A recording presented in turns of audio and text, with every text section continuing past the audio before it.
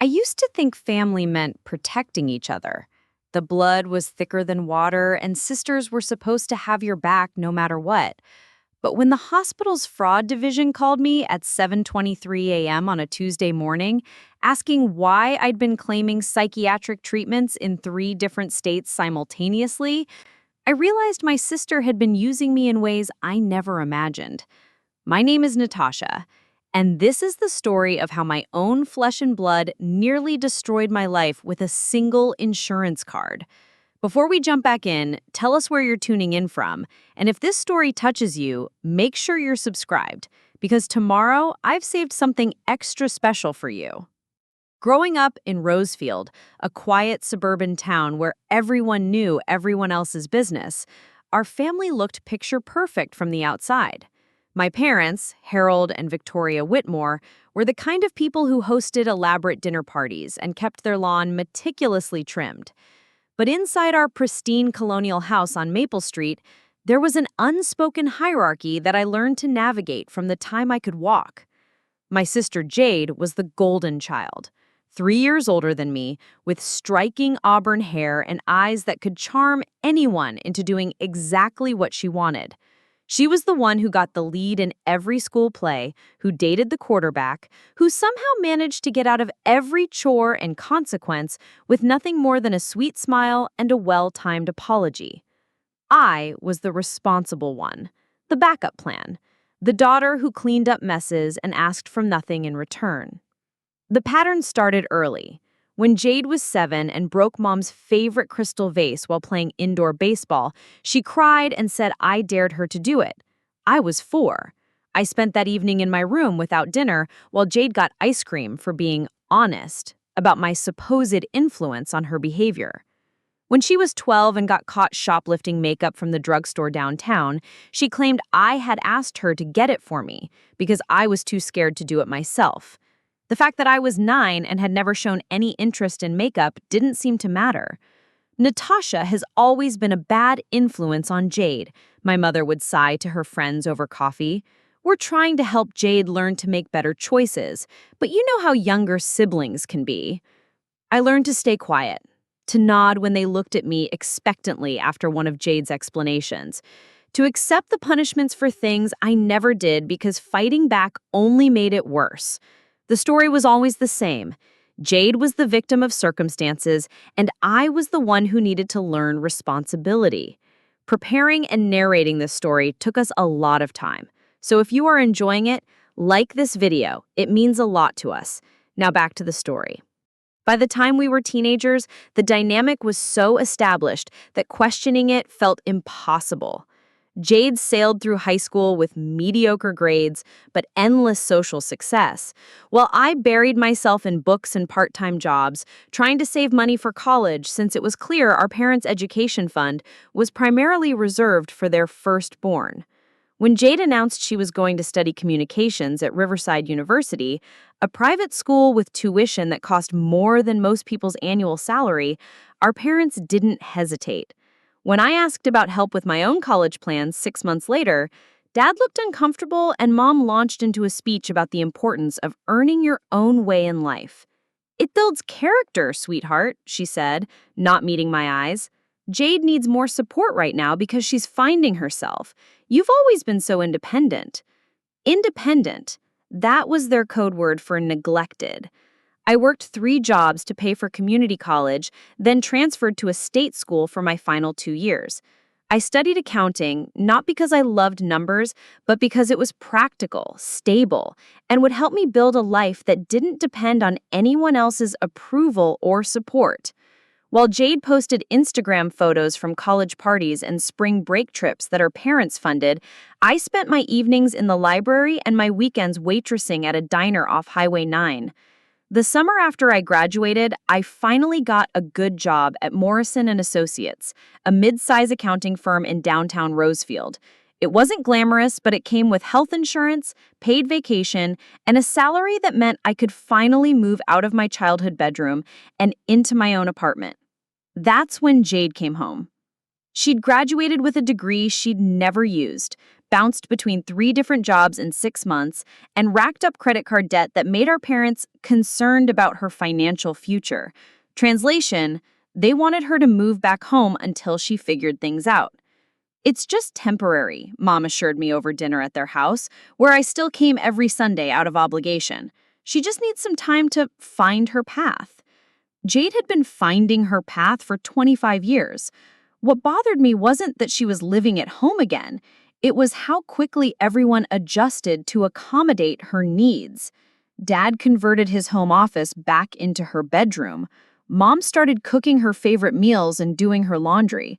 And when Jade mentioned that she was having trouble affording her medication for anxiety and depression, medications she'd been prescribed during a particularly difficult semester in college, our parents immediately offered to put her on the family health insurance plan. There was just one problem. Jade was 26, which meant she couldn't be added to their plan as a dependent. She'd need her own insurance, which she couldn't afford, or she'd have to find another way. That's when Mom came to me. Natasha, honey, we need to ask you a favor, she said, calling me at work on a Thursday afternoon. You know how much Jade has been struggling, and her medication is so expensive. We were wondering if you could add her to your health insurance plan through work, just temporarily, until she gets back on her feet. I stared at my computer screen, watching numbers blurred together as my mother's words sank in. Mom, I don't think that's how insurance works. I can't just add random people to my plan. She's not random. She's your sister, Mom said, and I could hear the familiar note of disappointment in her voice. I thought you'd want to help family. That phrase, help family, had been weaponized against me my entire life. Every time I hesitated to clean up one of Jade's messes, every time I questioned why I was expected to sacrifice for her benefit, someone would remind me that family helps family. But the help only seemed to flow in one direction. I'll look into it, I said, because saying no to my mother had never been an option I felt I had. That evening, I called the HR department at Morrison & Associates and asked about adding a dependent to my health insurance plan. The representative, a kind woman named Ruth who had helped me set up my benefits when I started, explained the process. You can add a spouse, children, or other dependents in specific circumstances. For a sibling, they'd need to be financially dependent on you and meet certain criteria. There's paperwork involved, and they'd need to prove the relationship and dependency. The more Ruth explained, the more complicated it became. Jade would need to be claimed as my dependent on my taxes, which meant she'd have to prove I was supporting her financially. She'd need documentation of the relationship. There would be additional premiums taken from my paycheck. But the biggest issue was one Ruth mentioned almost in passing. Of course, any claims made under your policy would be linked to your Social Security number and employment record, so you'd want to make sure any dependents understand that their medical history becomes part of your insurance record. That should have been my first red flag. When I explained the situation to Jade, she waved away my concerns with the same casual dismissal she'd used when we were kids and I worried about getting caught in one of her schemes. It's just anxiety medication, Nat, she said, using the nickname she only pulled out when she wanted something. It's not like I'm planning major surgery, just a few prescriptions until I can get my own insurance. Our parents were thrilled that I'd found a solution. Dad clapped me on the shoulder and said it was good to see me stepping up for family. Mom hugged me and said she was proud of me for being so generous. The paperwork took weeks to process, but eventually, Jade was added to my insurance plan as my dependent. The extra premiums came out of my paycheck, about $180 a month, which meant I had to give up my plan to finally start saving for a house down payment. But family helps family, right? For the first few months, everything seemed fine. I'd get occasional explanation of benefit statements in the mail showing that Jade had filled prescriptions for her anxiety medication exactly as she'd promised. The amount seemed reasonable, $30 here, $45 there, typical copays for generic medications. I was proud of myself for helping. For once, I was the solution to a family problem instead of the source of one. Jade seemed happier, our parents were grateful, and I felt like maybe I'd finally earned my place as a good daughter and sister. Then Jade started traveling. It began with a weekend trip to visit a college friend in Portland, then a week-long vacation to visit another friend in Denver, then a month-long wellness retreat in Arizona that her parents helped fund because they thought it would be good for her mental health. "I'm finally feeling like myself again," she told me over coffee one afternoon, her skin glowing with the kind of tan you only get from spending weeks in the desert. "The anxiety medication is really helping, and getting away from Rosefield has given me so much perspective." I was happy for her. She seemed more confident, more focused. She had even started talking about maybe going back to school for a master's degree or looking into starting her own business. For the first time in years, she seemed to have direction. What I didn't realize was that she was also collecting prescriptions in every city she visited. The first sign something was wrong came on a random Tuesday morning in October. I was getting ready for work, running late because I'd stayed up too late the night before working on a particularly complicated client account, when my phone rang. The number wasn't familiar, but it had a local area code, so I answered. "This is Janet Morrison from Rosefield General Hospital's Fraud Investigation Department. I'm calling about some irregularities we've found in insurance claims associated with your policy." My blood went cold. "I'm sorry, what kind of irregularities?" "We've been contacted by several medical facilities across the country regarding claims made under your insurance policy. Specifically, we're seeing psychiatric and therapy claims from Portland, Denver, Phoenix, and Atlanta, all within the same month. Can you confirm whether you've received treatment at any of these locations?" I sat down heavily on my couch, my work clothes suddenly feeling too tight. "No, I've never been to any of those cities for medical treatment. I've never been to any of those cities at all." "I see.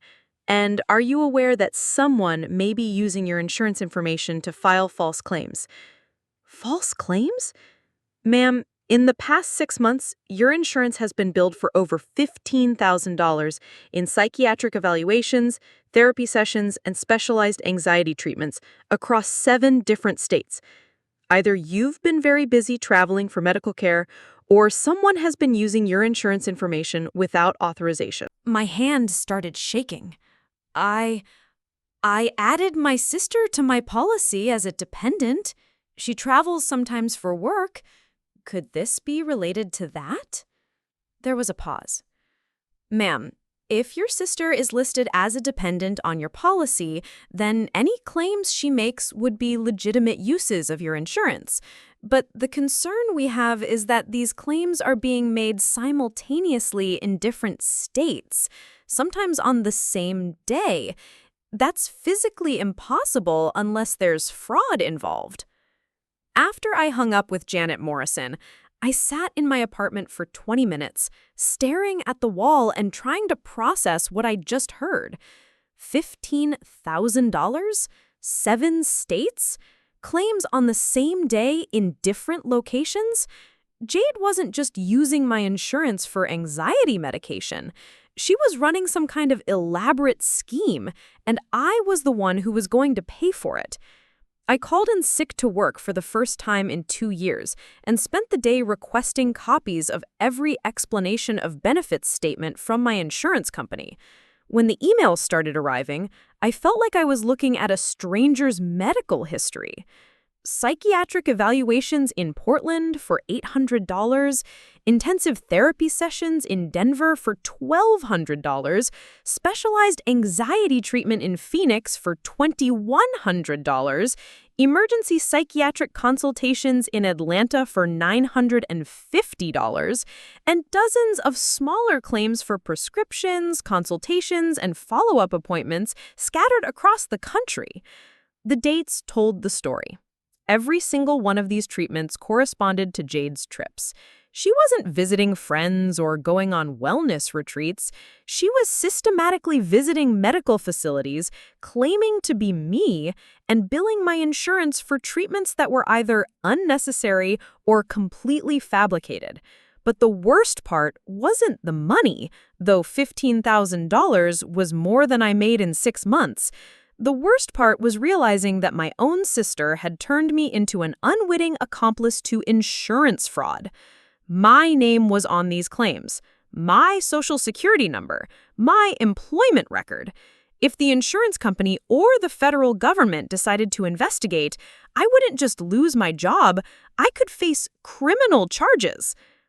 I had always known that Jade was willing to let me take the blame for her mistakes, but I never imagined she'd be willing to let me take the blame for her crimes. As I sat there surrounded by printouts of fraudulent medical claims, each one representing another lie my sister had told while using my identity, I felt something shift inside me. It wasn't anger, though that would come later. It wasn't even hurt, though that cut deeper than I wanted to admit. It was clarity. For 28 years, I had accepted the role of the responsible sister, the one who cleaned up messes and asked for nothing in return.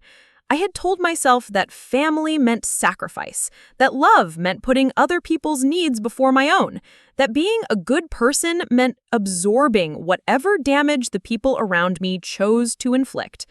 But looking at those medical bills, seeing my name attached to lies I never told and treatments I never received, I realized that I had been wrong about everything.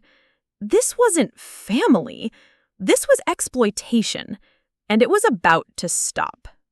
I didn't sleep that night. Every time I closed my eyes, I saw Janet Morrison's phone number on my caller ID and heard her voice explaining how my sister had turned me into a federal crime statistic.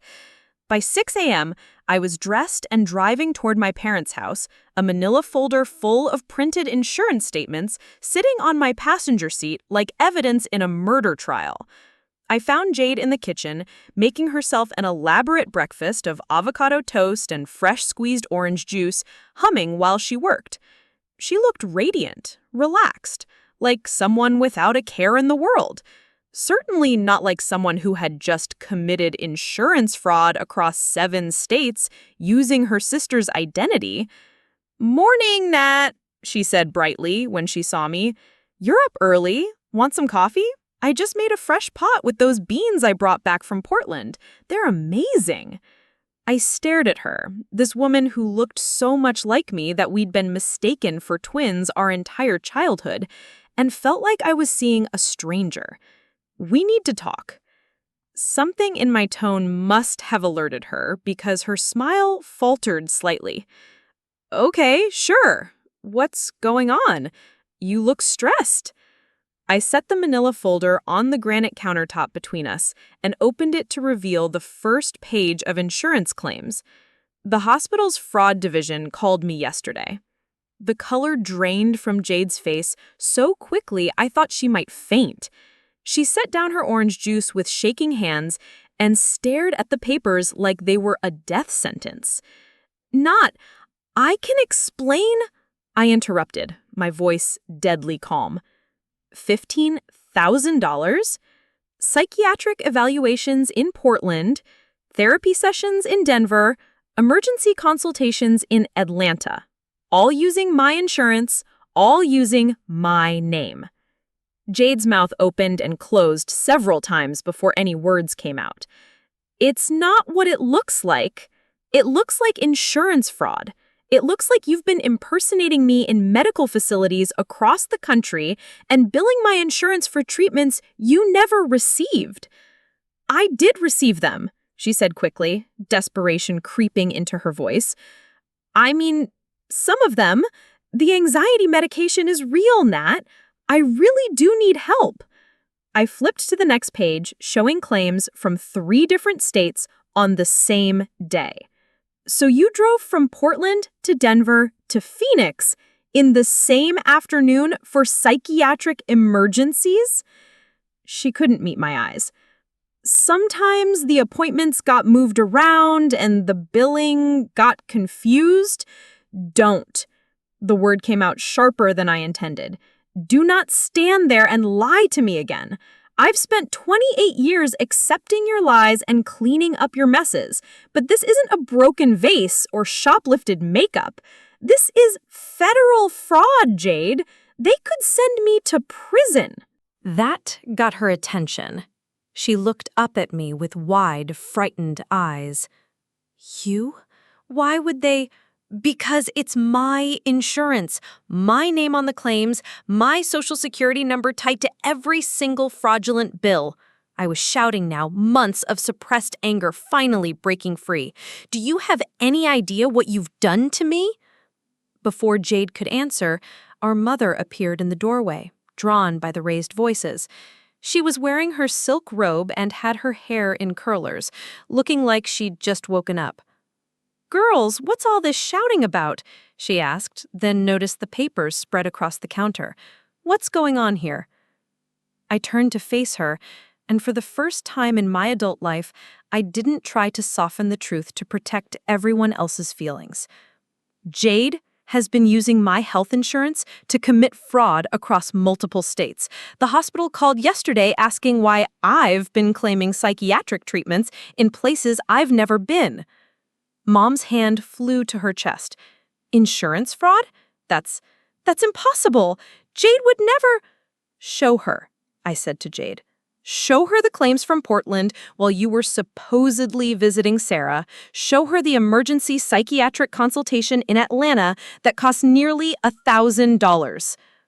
Jade burst into tears, not the delicate, pretty tears she'd used to get out of trouble as a child, but ugly, desperate sobs that shook her whole body. "I never meant for it to go this far," she gasped between sobs. "It started as just getting the medication I needed, but then I met this guy in Portland who told me how easy it was to get extra prescriptions if you knew what to say to doctors."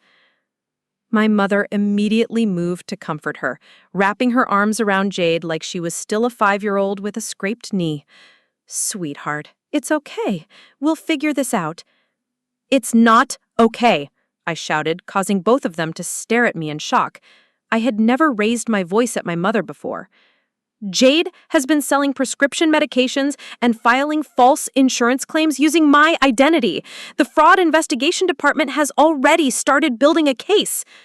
"Selling prescriptions?" Mom looked at Jade with confusion. "Honey, is that true?" Jade's sobs intensified. "I needed the money, Mom. I had credit card debt and rent, and I thought if I could just get some extra anxiety medication to sell, I could pay off my bills and get back on my feet. But then I realized I could make more money by claiming therapy sessions and psychiatric evaluations that insurance would pay for directly." The full scope of what she'd done was becoming clear. This wasn't just about getting medication she needed. She'd built an entire criminal enterprise around my insurance policy, traveling from state to state to avoid detection, claiming treatments she never received, and collecting money from insurance companies across the country. "How much?" I asked, quietly. "What? How much?" Jade wiped her nose with the back of her hand. Maybe $40,000 over the past 6 months? The number hit me like a physical blow. $40,000. She'd made $40,000 by destroying my life, and I'd been paying the extra insurance premiums that made it possible. My mother gasped. "40,000? Jade, honey, why didn't you just ask us for help? We would have found a way."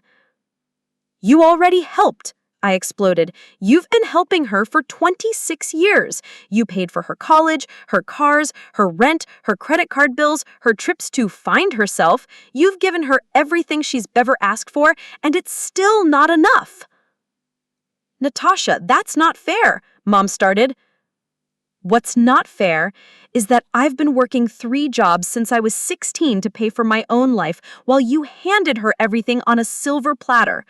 What's not fair is that when she needed insurance, you came to me instead of figuring out how to help her get her own. What's not fair is that she's committed federal crimes using my identity, and you're still trying to figure out how to protect her instead of acknowledging what she's done to me." My father chose that moment to appear in the kitchen, still in his pajamas and looking confused by all the shouting. "What's going on here? Natasha, why are you yelling at your mother?" I laughed, but it wasn't a happy sound. "Dad, your golden daughter has been running an insurance fraud scheme using my policy. She's made $40,000 by impersonating me in hospitals across the country. And now I'm under federal investigation." Dad looked at the papers, then at Jade's tear-streaked face, then at Mom's protective stance. I could see him processing, trying to find a way to minimize the situation like he'd done 1,000 times before.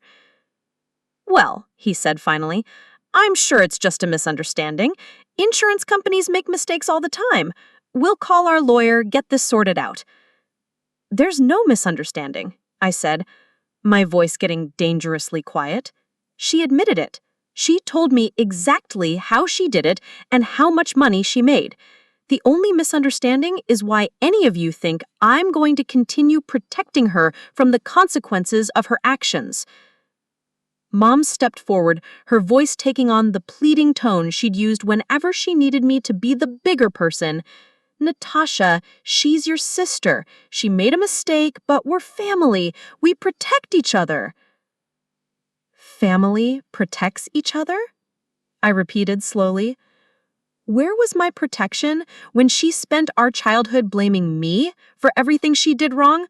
Where was my protection when you used my college fund to pay for her spring break trips? Where was my protection when you asked me to put her on my insurance without warning me that she was planning to commit federal crimes with it? "She didn't plan this," Dad said. "You heard her. It just got out of hand." I stared at him. This man who had spent my entire life making excuses for his favorite daughter while expecting me to bear the consequences of her actions. She traveled to 7 states over 6 months with a coordinated plan to defraud insurance companies using my identity. That's not something that just gets out of hand, that's premeditated fraud. "The important thing now is to figure out how to fix this," Mom said, shifting into problem-solving mode. "Maybe if we pay back the money." "We?" I interrupted. "Who is we in this scenario? Because I've been paying the insurance premiums that made this possible, and now I'm the one who could face criminal charges. So exactly how are we going to fix this?" The silence that followed was deafening. I could see them all looking at each other, trying to figure out how to solve this problem in a way that protected Jade while asking the least possible from themselves. Finally, Dad cleared his throat. "Well, obviously we'll help however we can. Maybe we can hire a lawyer to explain the situation to the insurance companies." "A lawyer who will do what exactly? Explain that your daughter is a criminal, but she's really sorry about it?" "Natasha, that's enough. I know you're upset, but calling your sister a criminal isn't helping anyone." I felt something snap inside me. Something that had been stretched too thin for too many years suddenly broke completely. "She is a criminal," I said, each word deliberate and clear. "She committed insurance fraud, identity theft, and prescription drug trafficking across multiple states. Those are felonies, Mom, federal felonies. And the reason she was able to do it is because all of you taught her she could do whatever she wanted and someone else would clean up the mess." I gathered up my insurance papers and put them back in the manila folder, but I'm done cleaning up messes. "What does that mean?" Jade asked in a small voice. I looked at her. This sister I'd protected and defended and sacrificed for my entire life and felt nothing but cold determination. "It means I'm calling Janet Morrison back this afternoon to give her a complete statement about how you fraudulently used my insurance. I'm filing a police report for identity theft, and it means I'm going to cooperate fully with any federal investigation into your crimes." The kitchen erupted in protests. Mom started crying. Dad started lecturing me about family loyalty. Jade started begging me to reconsider, promising she'd pay back every penny if I just gave her a chance. But I wasn't listening anymore. For the first time in my life, I was thinking clearly, without the fog of guilt and obligation that had clouded every decision I'd ever made about my family. "You have until tomorrow morning to decide if you want to turn yourself in voluntarily," I told Jade. "After that, I'm giving the authorities everything I know." I walked toward the door, my family's voices following me in a chorus of anger and betrayal and desperate attempts to make me reconsider. "You can't do this to your own sister," Mom called after me. I stopped at the threshold and turned back one last time. "She already did it to me." As I drove away from my childhood home, I realized that for the first time in 28 years, I wasn't worried about disappointing my family. I wasn't concerned about being the good daughter or the understanding sister. I was done being their victim. It was time to be their reckoning. The 24 hours passed in complete silence. No phone calls, no text messages, no frantic visits to my apartment. By 9 a.m. the next morning, it was clear that Jade had chosen to ignore my ultimatum entirely, probably assuming I'd lose my nerve like I had 1,000 times before. She was wrong. At 9:15 a.m., I called Janet Morrison at Rosefield General Hospital's Fraud Investigation Department. "Miss Whitmore, thank you for calling back," Janet said when I identified myself. "Have you had a chance to review the claims we discussed?" "I have," I said, my voice steadier than I had expected, "and I need to report that my sister has been using my insurance to commit fraud across multiple states. I have documentation of her admissions, and I'm prepared to cooperate fully with any investigation." There was a pause. "I see. That's a very serious allegation. Would you be able to come in this afternoon to make a formal statement?" "I'll be there at 2 p.m. The Rosefield General Hospital Administrative Building was a sterile, imposing structure that I'd driven past hundreds of times but never entered. Janet Morrison turned out to be a woman in her 50s, with kind eyes and the patient demeanor of someone who'd heard every possible excuse for insurance fraud over the course of her career. "Before we begin," she said, settling into her office chair across from me, "I want you to understand that this conversation is being recorded, and anything you tell me may be used in both civil and criminal proceedings. You have the right to have an attorney present." "I understand," I said. "I don't need an attorney because I haven't done anything wrong." Over the next 2 hours, I told Janet everything. How my parents had pressured me to add Jade to my insurance. How Jade had claimed she only needed anxiety medication. How I'd discovered the fraudulent claims when Janet first called. How Jade had admitted to making $40,000 through the scheme. Janet took detailed notes and asked precise questions about dates, amounts, and specific conversations. She was particularly interested in the fact that Jade had admitted to selling prescription medications, which elevated the case from insurance fraud to drug trafficking. "Ms. Whitmore," Janet said when we finished, "I want you to know that this is one of the most straightforward fraud cases I've seen in terms of evidence and victim cooperation. Your willingness to come forward, despite the family complications, is going to make prosecution much more likely." "What happens next?" "I'll be forwarding your statement to the FBI's Healthcare Fraud Unit since this crosses state lines. They'll likely want to interview you again, and they may ask you to help gather additional evidence." "What kind of evidence?" Janet leaned forward. "Has your sister attempted to contact you since you confronted her yesterday?"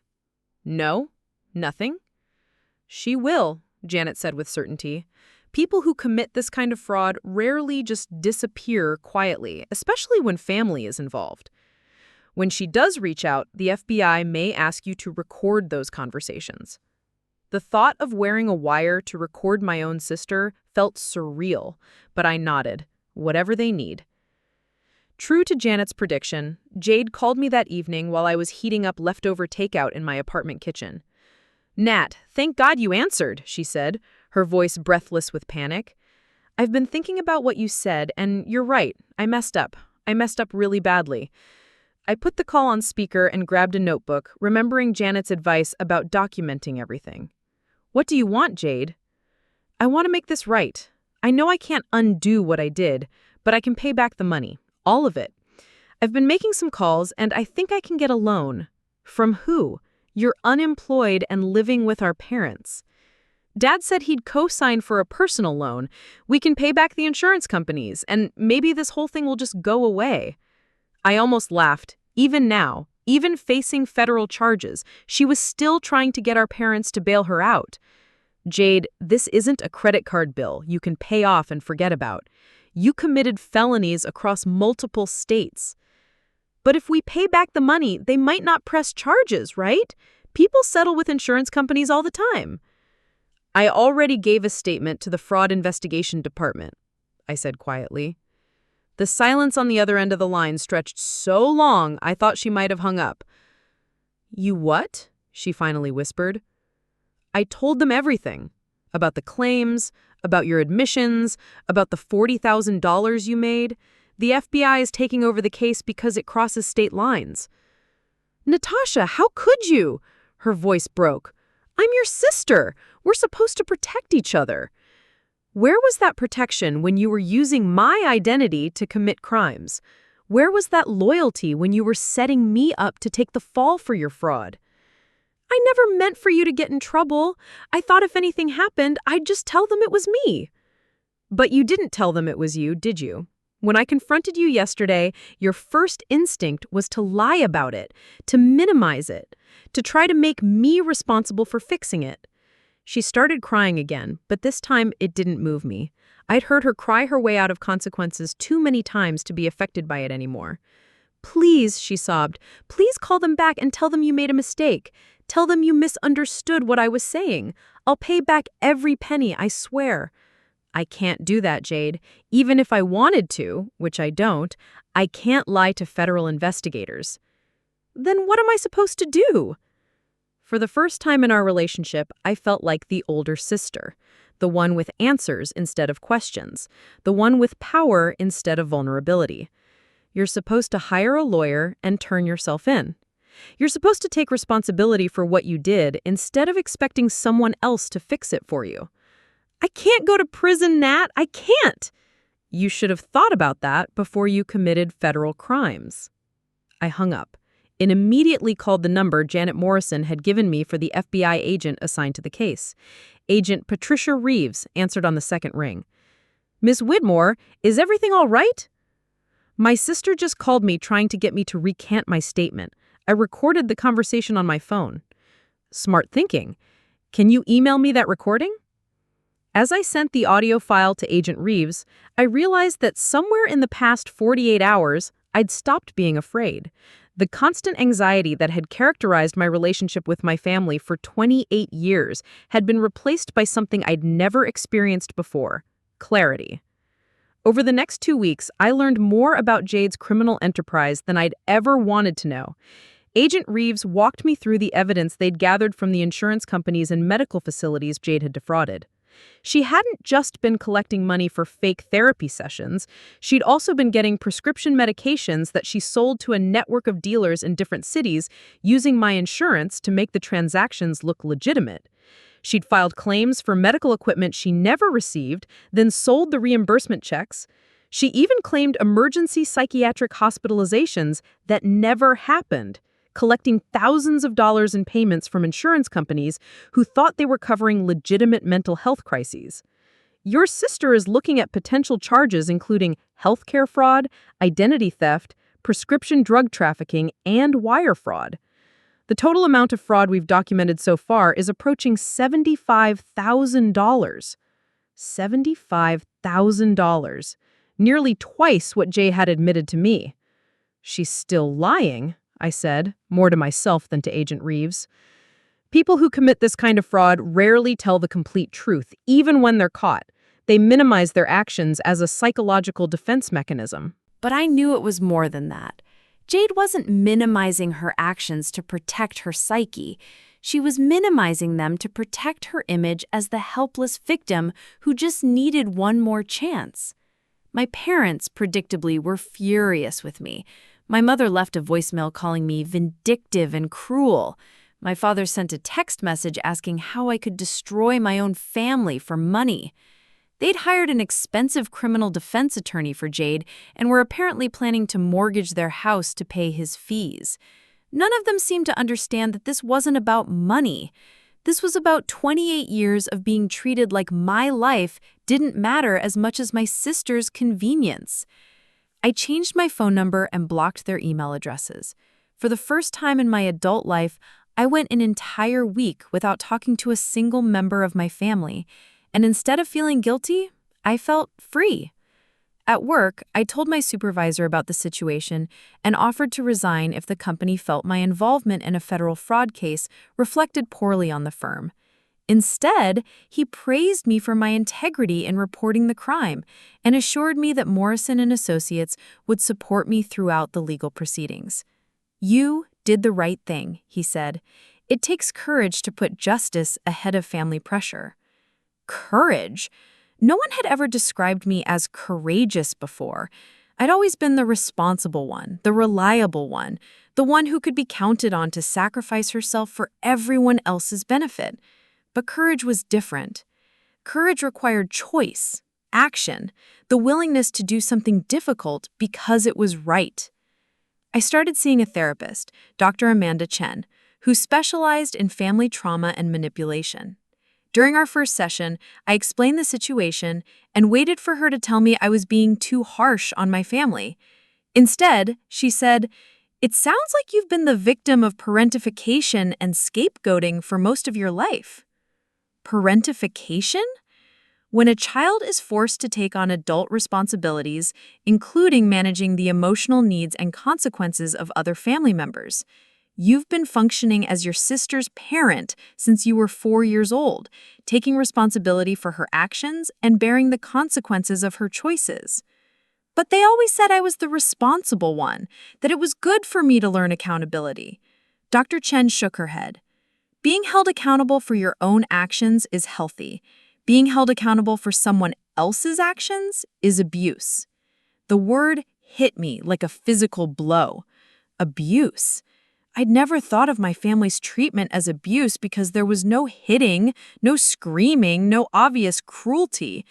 But the constant expectation that I would sacrifice my well-being for Jade's benefit, the systematic dismissal of my needs in favor of hers, the way my parents had trained me to accept blame for things I hadn't done, Dr. Chen was right.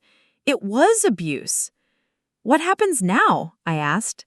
"Now, you learn to set boundaries. You learn to prioritize your own well-being. You learn to build relationships based on mutual respect instead of exploitation." "What if my family never forgives me?" Dr. Chen leaned forward. "Natasha, what if they do forgive you, but only after you've spent the rest of your life paying for crimes you didn't commit? What if they expect you to forgive your sister without her facing any consequences for nearly destroying your life? What kind of forgiveness would that be?" I started crying then, not from sadness, but from relief. For the first time in my life, someone was validating what I'd always known but never been allowed to say.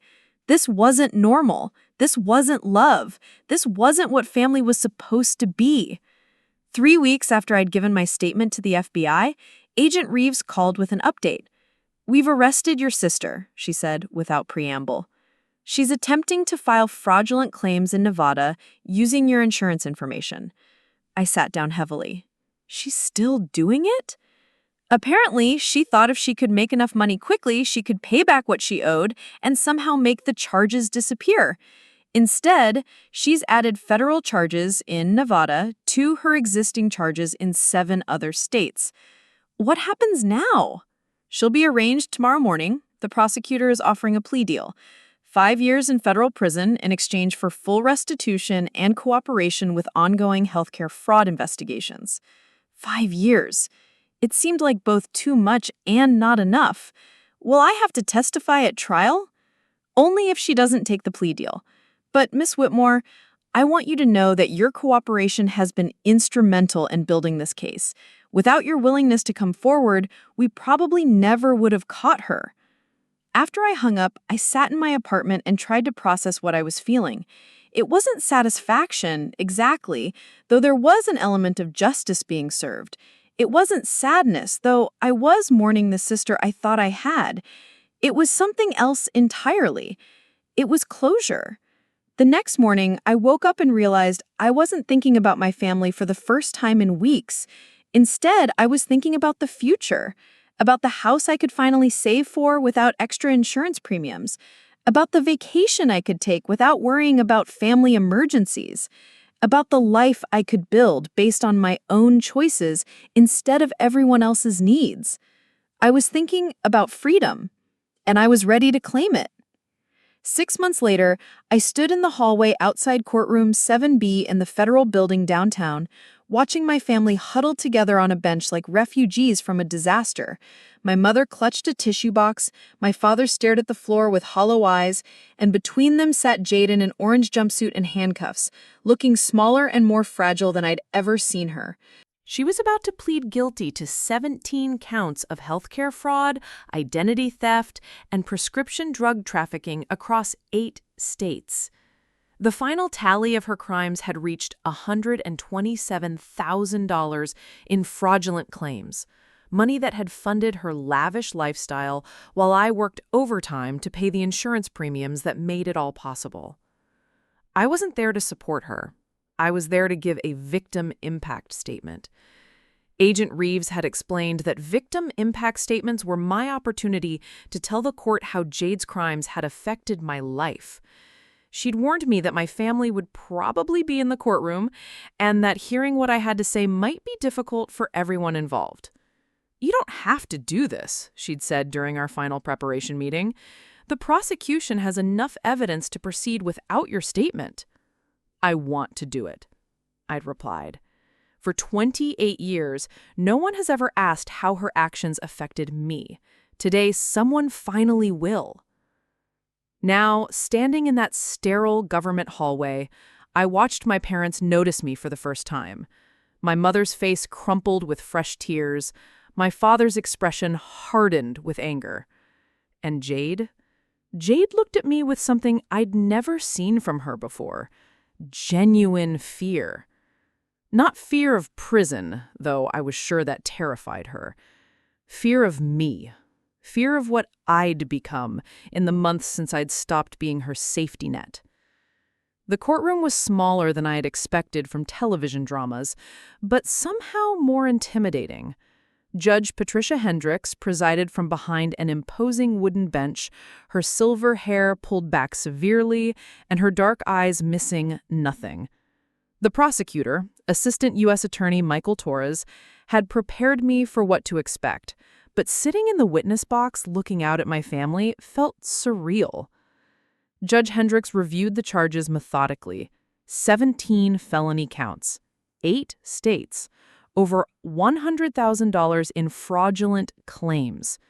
Each number felt like a vindication of my decision to come forward, proof that Jade's actions were far more serious than the mistake my family had tried to convince me to overlook. When Jade stood to enter her plea, her voice was barely audible. "Guilty, Your Honor."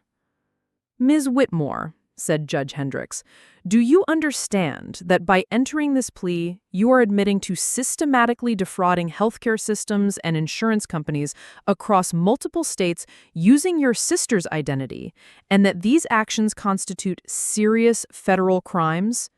"Yes, Your Honor." "And do you understand that this plea agreement requires you to pay full restitution of $127,000 and serve a minimum of 4 years in federal prison?" "Yes, Your Honor." 4 years. Less than the 5 originally offered, but more than enough time for me to build a life without looking over my shoulder, wondering when her next crisis would become my responsibility. "At this time," Judge Hendricks continued, "the court will hear a victim impact statement from Natasha Whitmore, the defendant's sister and the primary victim of these crimes." I walked to the podium on unsteady legs, acutely aware of my family's eyes on my back. I'd written and rewritten my statement dozens of times, but now, standing before the judge with my sister in shackles just 20 feet away, I set aside my prepared remarks and spoke from the heart. "Your Honor, my name is Natasha Whitmore, and Jade Whitmore is my sister. For most of my life, that relationship has defined me in ways that I'm only now beginning to understand." I glanced at my family, then back at the judge. "When I was 4 years old, Jade broke our mother's favorite vase and told our parents I made her do it. I was punished for her action. When I was 9, she was caught shoplifting and claimed I had asked her to steal makeup for me. Again, I faced the consequences for her choices. This pattern continued throughout our childhood and into our adult lives. Jade would make destructive decisions, and somehow the responsibility for fixing or paying for those decisions would fall to me. My mother made a soft sound of protest from the gallery, but I didn't turn around. The insurance fraud that brings us here today wasn't an isolated incident or a desperate mistake. It was the culmination of a lifetime of learning that she could take whatever she wanted from me without facing consequences for her actions. When my parents asked me to add her to my health insurance, they presented it as a temporary solution to help family. I trusted them. I trusted her. I paid extra premiums every month to cover her supposed anxiety medication. I paused, feeling the weight of the courtroom's attention. What I didn't know was that she was using my identity to travel across the country, claiming psychiatric emergencies that never happened, collecting prescription medications she sold for profit, and filing fraudulent claims that could have destroyed my career and landed me in federal prison. When I discovered what she was doing and confronted her, her first instinct wasn't to apologize or take responsibility. It was to ask me to lie to federal investigators to protect her. Judge Hendricks nodded for me to continue. Your Honor, this case isn't just about insurance fraud. It's about a woman who was taught by my family that she could use and exploit the people who loved her without ever facing consequences for her actions. The financial damage she caused is significant, but the personal damage runs much deeper. She didn't just steal money from insurance companies. She stole my sense of security, my trust in my family, and nearly stole my future. I looked directly at Jade for the first time since entering the courtroom. She was crying silently, but I felt no urge to comfort her. I hope the sentence you impose today sends a clear message that using family relationships to commit crimes has serious consequences. I hope it gives her the time and space she needs to understand that her actions have profound effects on other people. And I hope it gives me the peace of mind to rebuild my life without wondering when her next crisis will become my emergency. I returned to my seat in the gallery, sitting as far from my family as possible. Judge Hendricks took a moment to review her notes before addressing Jade directly. Ms. Whitmore, the crimes you've committed represent a profound betrayal of trust on multiple levels. You betrayed the trust of healthcare systems designed to help people in genuine need. You betrayed the trust of insurance companies and their customers who rely on honest reporting. And perhaps most seriously, you betrayed the trust of your own sister, who tried to help you and nearly suffered criminal consequences for your deception. Jade nodded, tears streaming down her face. The court sentences you to 51 months in federal prison, followed by 3 years of supervised probation. You are ordered to pay full restitution of $127,000 to the defrauded insurance companies, and you are permanently barred from working in any capacity that involves handling medical insurance claims. The gavel came down with a sharp crack that seemed to echo in my chest. 51 months. Just over 4 years. It seemed both like forever and not nearly long enough. As the bailiff led Jade away, she turned back one last time to look at my parents, then at me. I saw her mouth the words, "I'm sorry," in my direction, but I didn't respond. Some things were too broken to fix with an apology. Outside the courthouse, my parents were waiting for me by the stone steps. My mother's face was blotchy from crying, and my father looked like he'd aged 10 years in the past hour. "Are you satisfied now?" Dad asked, his voice bitter. "Your sister is going to prison for 4 years because of you." "She's going to prison because she committed federal crimes," I replied calmly. "I didn't make her steal from insurance companies. I didn't make her use my identity to defraud hospitals across 8 states. I just refused to lie for her when she got caught." "She made a mistake," Mom said, her voice breaking. "She's young. She was desperate." "She's 26 years old, and she made $127,000 by systematically defrauding healthcare systems while using my identity.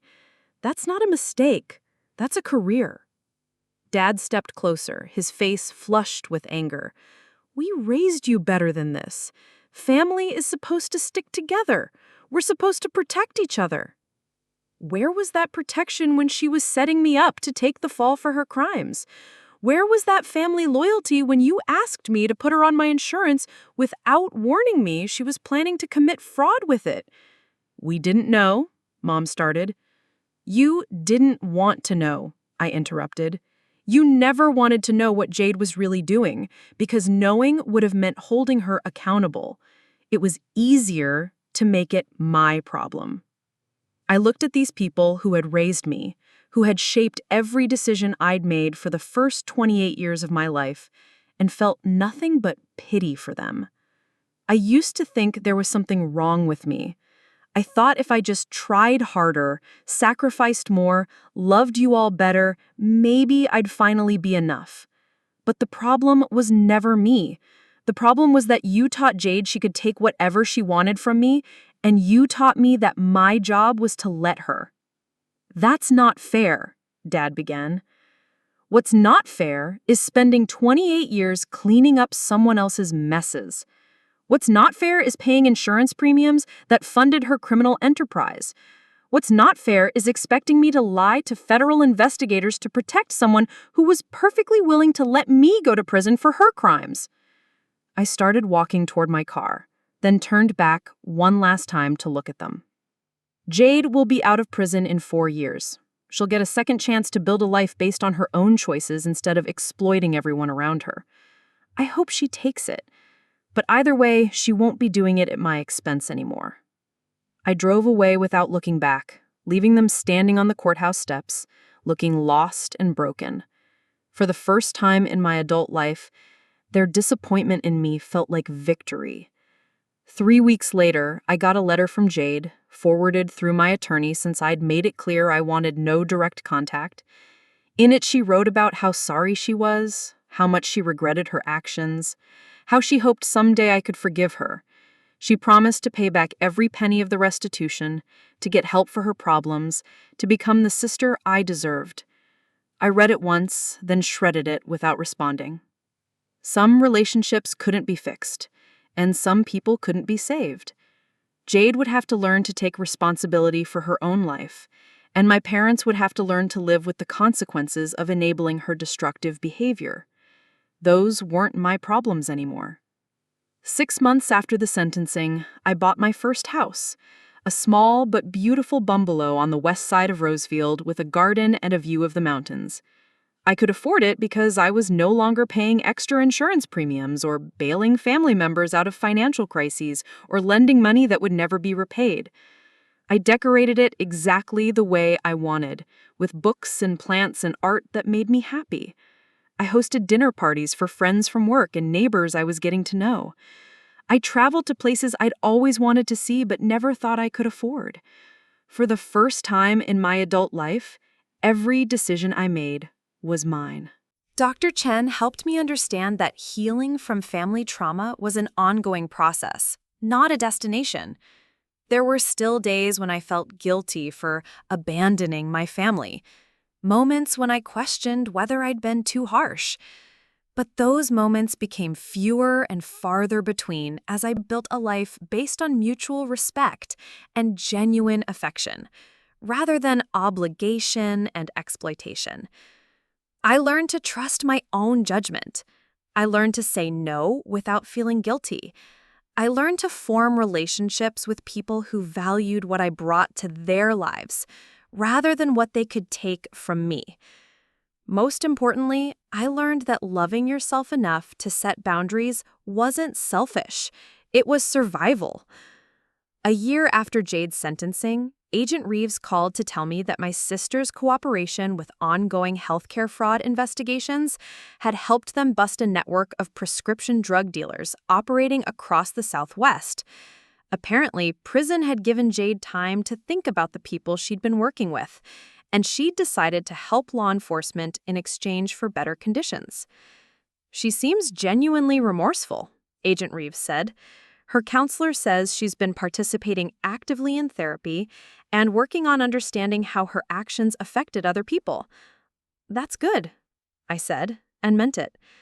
I hope she learns to build a life that doesn't depend on exploiting other people. Do you think you'll ever reconcile with her? I considered the question for a long moment. I hope she gets the help she needs and finds a way to live honestly. But my life is better with people who see me as a resource to be exploited, rather than a person to be valued. Maybe that will change someday, but I'm not holding my breath. After I hung up, I sat in my garden with a cup of coffee, watching the sunset paint the mountains gold and purple. I thought about the woman I'd been a year ago, anxious, desperate for approval, willing to sacrifice anything for family peace. Then I thought about the woman I'd become. Confident, independent, surrounded by people who chose to be in my life, rather than people who expected me to serve theirs. The transformation hadn't been easy. Breaking free from family patterns that had been established over decades required courage I didn't know I possessed. But every difficult conversation, every boundary I'd set, every moment I'd chosen my own well-being over someone else's convenience had been worth it. I was finally free, and I was never going back. Up next, you've got 2 more standout stories right on your screen. If this one hit the mark, you won't want to pass these up. Just click and check them out. And don't forget to like, subscribe, and turn on the notification bell so you don't miss any upload from us.